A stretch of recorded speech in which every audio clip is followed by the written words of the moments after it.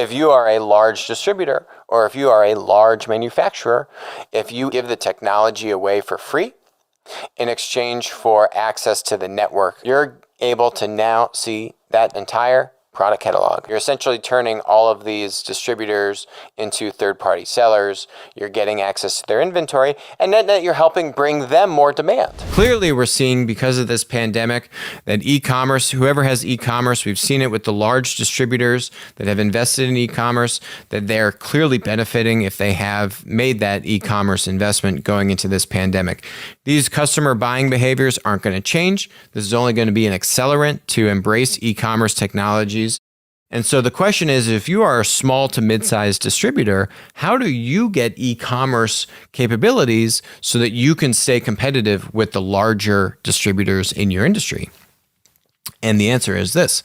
If you are a large distributor or if you are a large manufacturer, if you invest or buy one of these marketplace startups, they have this multi-tenant infrastructure. They have the capability to provide an e-commerce white label store to the small, mid-sized distributor.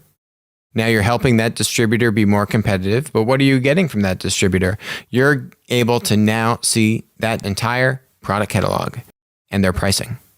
And so look at what Shopify recently did. Shopify recently launched their Shopify Shop app.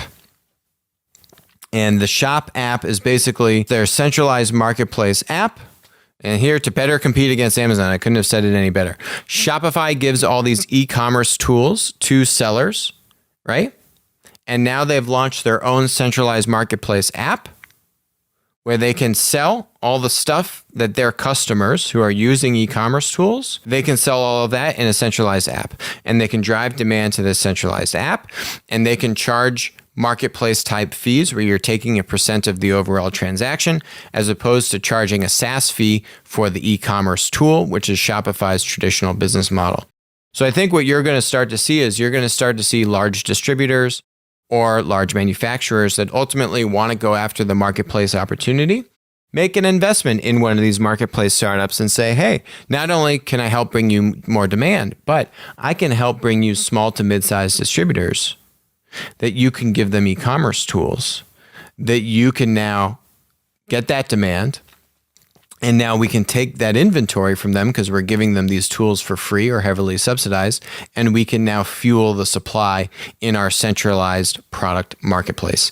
These are pretty standard platform strategies. It's called kind of commoditize the complement, or you commoditize the technology. What platforms tend to do is they give the technology away for free in exchange for access to the network and the ecosystem. So you give technology away for free in exchange for the network.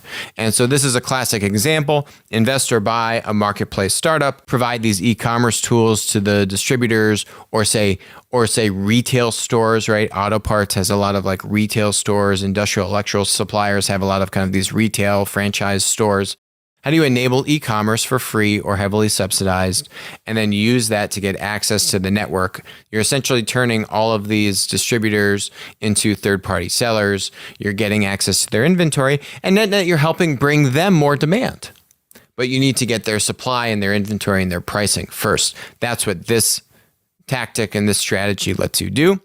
Net, all of these things are good wholesale for the industry because it will allow other competitors to be successful that don't have Amazon in their name.